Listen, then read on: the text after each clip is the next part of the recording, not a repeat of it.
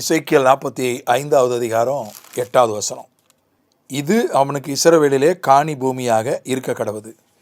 என் அதிபதிகள் இனி என் தேசத்தை, என் ஜனத்தை ஒடுக்காமல் தேசத்தை இஸ்ரவேல் வம்சத்தாருக்கு அவர்களுடைய கோத்திரங்களுக்கு தக்கதாக விட்டு விடுவார்களாக. 9 கர்த்தராகிய ஆண்டவர் சொல்லுகிறது என்னவென்றால், இஸ்ரவேலின் அதிபதிகளே, நீங்கள் செய்தது போதும். நீங்கள் கொடுமையையும் கொள்ளையிடுதலையும் தவிர்த்து நியாயத்தையும் நீதியையும் செய்யுங்கள்.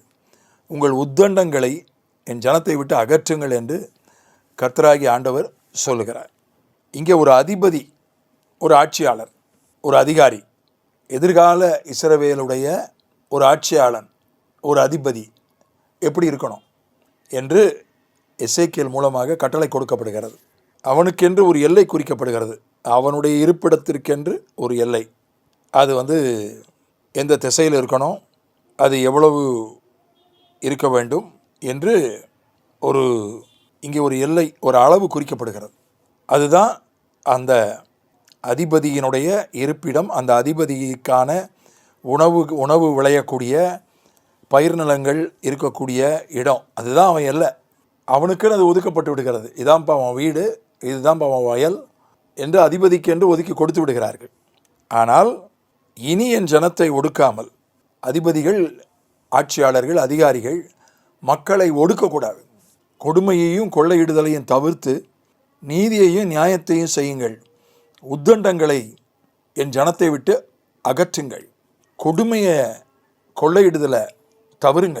ஆட்சியாளர்களுக்கு, அதிகாரிகளுக்கு ஆண்டவர் சொல்லுகிற அறிவுரை. உத்தண்டம் என்றால் ஜனங்களுடைய உடைமைகளை எடுத்துக்கொள்வது. அதுதான் உத்தண்டம் என்பதற்கான ஒரு ஜனங்களுக்கு உடைமைகளை அபகரித்து கொள்வது. ஆகாப் ஒருவனுடைய திராட்சை தோட்டத்தை அபகரித்து கொள்வதற்கு என்னவெல்லாம் செய்தான், அதைத்தான் உத்தண்டம் என்று சொல்லப்பட்டிருக்கிறது. ஒருவேளை அதை நம்ம கொடுங்கோல் என்று கூட வைத்துக்கொள்ளலாம். செங்கோல் என்று சொல்வது நீதியான ஆட்சி செய்வது, கொடுங்கோல் என்பது கொடுமையான ஆட்சி பண்ணுவது. அதனால் ஆட்சியாளர்கள் மக்களை ஒடுக்கக்கூடாது, நீதி நியாயம் செய்யணும். அதிகாரியோ ஆட்சியாளரோ, போக்குவரத்து கழக அதிகாரி ஒருவர் ஒரு போக்குவரத்து தொழிலாளரை செருப்பால் அடித்த ஒரு சம்பவம் நேற்று முன்தினமோ நடந்தது. அதை பெரிய பிரச்சனையாக வெடித்து அவரை தற்காலிகமாக பணி நீக்கம் செய்திருக்கிறார்கள். அது ஒரு பெரிய போராட்டமாக, போக்குவரத்து தொழிலாளர்கள் போராட்டமாக வெடித்து ஒரு மன்னிப்பு கேட்டிருக்கிறார். அவர் அதற்கு ஒரு காரணம் சொல்லுகிறார். என்ன காரணமாக இருந்தாலும் ஒரு தனக்கு கீழே வேலை செய்கிற ஒரு தொழிலாளரை செருப்பால் அடிப்பது என்பது இது கொடுமையான விஷயம். நீதி நியாயம் செய்யப்படணும். ஒரு மத்திய அரசினுடைய ஒரு மந்திரி அங்கே வடகிழக்கு இந்தியாவில் ஒரு மாநிலத்தில் மறுபடியும் பற்றிக்கிட்டு எரியுது, மறுபடியும் கலவரம். அவர் அங்கே தான் போயிருக்கணும். அங்கே போய், ஏன்னா அது அவருடைய துறை, அங்கே போயிருக்கணும். அங்கே போகாமல் அவர் தன் கட்சிக்கான பணியாற்ற இன்னொரு தெற்கு மாநிலத்துக்கு வந்திருக்கிறாரு. அதுவும் ஒரு பட்டணத்துக்கு போய் அங்கே 2 மதத்தினருக்கு நடுவே பிரச்சனை உண்டு பண்ணுகிற வார்த்தைகளை பேசியிருக்கிறார். 2 மதத்தினருக்கு பிரச்சனை உண்டாக்கி, சண்டை உண்டாக்கி தன்னுடைய கட்சிக்கு ஓட்டு வாங்குவதற்கான முயற்சி எடுத்திருக்கிறார். இவர் கட்சியில் எந்த பொறுப்புலையும் இல்லை. இவருக்கு கொடுக்கப்பட்டிருக்கிற பொறுப்பு ஒரு துறையினுடைய மந்திரி.